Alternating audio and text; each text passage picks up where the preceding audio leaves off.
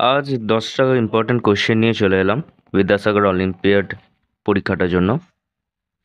দেখো ফার্স্ট কোয়েশ্চেনটা তোমরা ট্রাই করবে আজকে। করো দেখি, ট্রাই করো।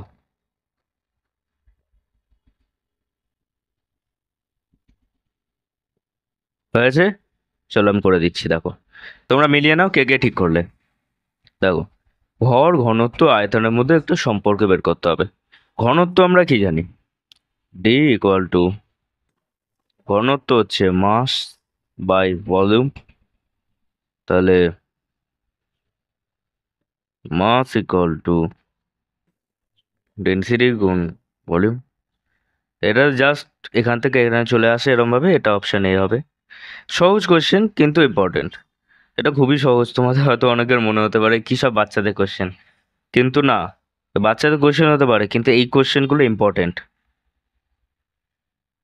করে নিয়েছো, নেক্সটে যাই। দেখো, বলো এটা কি হবে। শক্তির একক হচ্ছে ওয়ার্ক ডান বা কার্যের একক একই, force into displacement. Force into displacement. এবার তোমরা করো দেখি। মাত্রা ক্যালকুলেশন শিখেছো তোমরা? মাত্রা ক্যালকুলেশন, শক্তির মাত্রা হলো মাত্রা ক্যালকুলেশন অন্য কোনো ভিডিওতে শেখাবো, এখন শেখাতে গেলে ভিডিওটা অনেক লম্বা হয়ে যাবে। মা শক্তির মাত্রা হলো,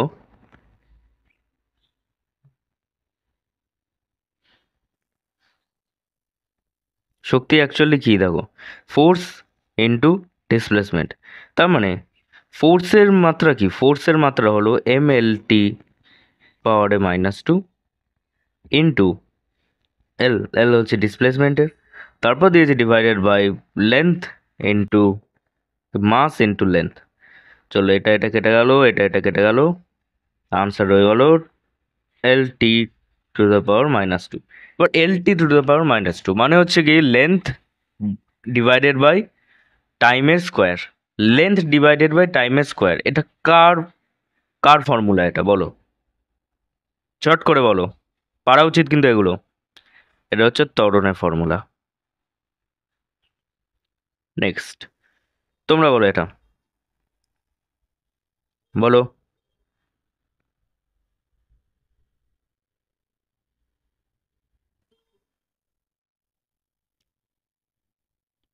অপশন এ হবে এটা। দেখো, সমবেগ বলেছে, সময় যত বাড়ছে বেগ একটা পার্টিকুলার পয়েন্টে কনস্ট্যান্ট থেকে বেড়ে যাচ্ছে। আর বাকিগুলোর ক্ষেত্রে কি হচ্ছে?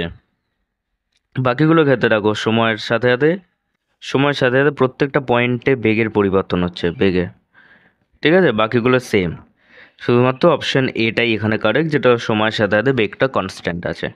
তারপর দেখো, বলো। ক্ষেত্রজনিত বল মানে হচ্ছে ফিল্ড এনার্জি। ফিল্ড এনার্জি কার মধ্যে আছে বলো? ধাক্কা, ধাক্কা তোমাকে টাচ করতে হবে তবে ওটা এগোবে। ঘাত, ঘাতও এক প্রকার, যেমন তখন ছিল বলের ঘাত। ঠিক আছে, এরকম যে কোনো ঘাত বোঝালে সেটাও কিন্তু টাচ করার ফলেই ওটা কাজ করবে। স্পর্শজনিত বল এগুলো। টানও সেটাই, তুমি একটা জিনিসকে ধরে টানবে, টানতে গেলে ধরতে হবে তাকে। কিন্তু আকর্ষণ বল হচ্ছে ক্ষেত্র মানে স্পর্শ ছাড়াই হচ্ছে। কোনো জিনিসকে, ধরো একটা চুম্বক নিয়ে আরেকটা চুম্বককে আকর্ষণ করলে, এবার ওদের মধ্যে টাচ করালে তো ওটা আকর্ষণ হলো একটা, টাচ না করালেও দেখবে দূর থেকে ওটা আকর্ষিত হচ্ছে। তার ফলে কি, ওটা ক্ষেত্রজনিত একটা বল ওর উপর অ্যাপ্লাইড হচ্ছে, ফিল্ডের জন্য ওর বলটা অ্যাপ্লাই হচ্ছে। ম্যাগনেটিক ফিল্ড, ইলেকট্রিক ফিল্ড, এই ব্যাপারে আমি ভালো করে পড়িয়ে দিয়েছি, আগের ভিডিওগুলো যারা দেখোনি দেখে আসবে। দেখো, বলো এটা কি হবে।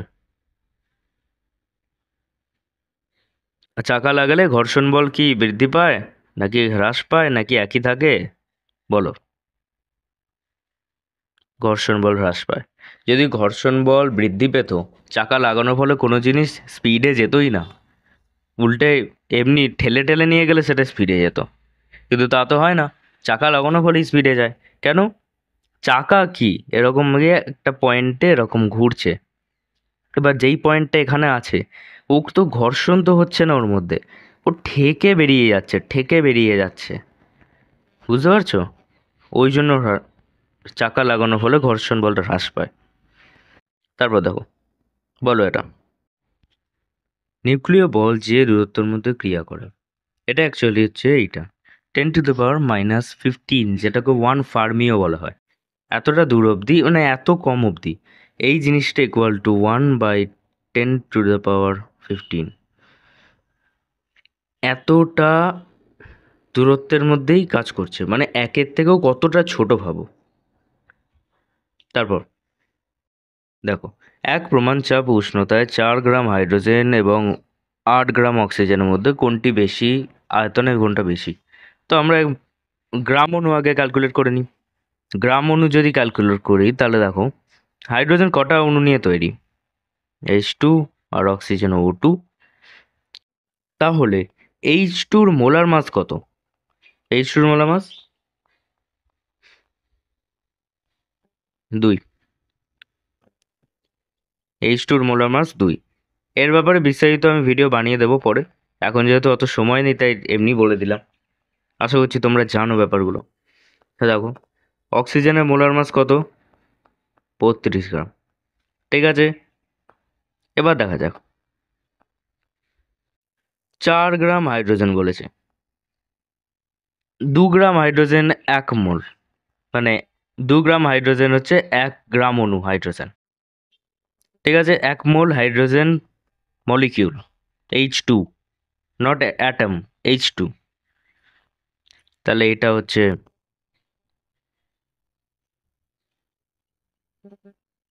2 মোল H2।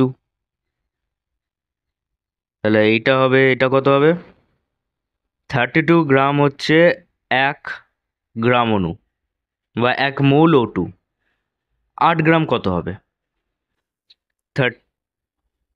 এই 8/32, তাহলে হবে 1/4 মোল। এবার মোল দিয়ে তোমরা দেখতে পারবে কার আয়তন বেশি হওয়ার কথা। 1 মোল ইকুয়াল টু 22.4 বা 22.7, কোথাও কোথাও লেখা হয় লিটার আয়তনে। তাহলে এটা 2 মোল আছে, তার মানে এর আয়তন কত হবে? 22.4কে 2 দিয়ে গুণ করলে যেটা হবে। আর এইটা কত হবে? 22.4কে 4 দিয়ে ভাগ করলে তত হবে। তেমন বোঝা যাচ্ছে কোনটা আয়তন বেশি, আমরা এখান থেকেই বলতে পারি হাইড্রোজেনের আয়তন বেশি। তারপর দেখো, সহজ, কিছুই ব্যাপার নয়। এবার দেখো, এনটিপি আর এসটিপি সেমই, ঠিক আছে। 32 গ্রাম অক্সিজেন, অক্সিজেনের মোলার মাস কত বলেছিলাম? 32। কার্বন ডাইঅক্সাইডের মোলার মাস 44। দেখো, কার্বন ডাইঅক্সাইড CO2, কার্বনের মোলার মাস 32 প্লাস অক্সিজেনের মোলার মাস O2। O2-র কত হয়? O2 32, কার্বনের 12, O2 32, তাহলে 44 হলো। মানে এইটা হলো 1 মোল বা 1 গ্রাম অণু। আমার এর হচ্ছে আয়তন 22.4, বা কোথাও কোথাও 22.7ও লেখা হয়। আর অক্সিজেনেরও তো 22.4ই আছে, কারণ এ হচ্ছে 1 গ্রাম অণু। হ্যাঁ, এই দুটো তো অলরেডি সমান, এটা এটা সমান। তাহলে আনসার কোনটা হবে? সমান। বোঝা যাচ্ছে, এরকমভাবে অঙ্কগুলো করতে হবে, কিচ্ছু নেই, সহজ অঙ্ক। একটু চেষ্টা করলেই পারবে, ভয় পেয়ে গেলে হবে না। বলো, জলের হিমাঙ্ক কত? কত ডিগ্রি সেলসিয়াসে জল বরফে পরিণত হয়ে যায়? বলো দেখি তাড়াতাড়ি, তাড়াতাড়ি বলো। 0 ডিগ্রি। আর 0 ডিগ্রি মানে কত কেলভিন? 0 ডিগ্রি মানে 273 কেলভিন। কাপড় কাচের সোডার সংকেত বলো, বলো কোনটা হবে?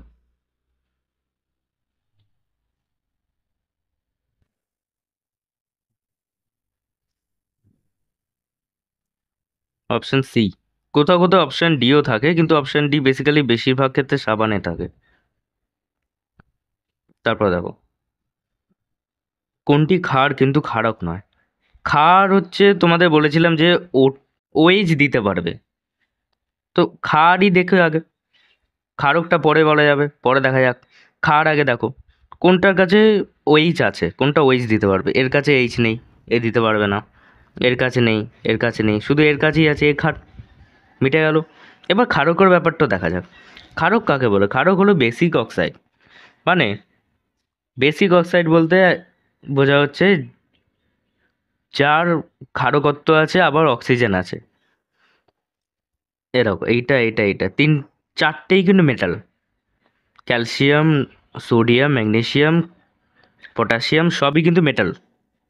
ঠিক আছে, সব কটা মেটাল। আর আমি কি বলেছিলাম, পিরিয়ড টেবিলের বাঁ দিকে যে থাকে সব থেকে মানে মেটাল গ্রুপ, তার ক্ষারকত্ব বেশি হয়, সে তত বেশি ক্ষারক হয়, মানে তার মধ্যে তত ক্ষারীয় প্রপার্টিতে বেশি থাকে।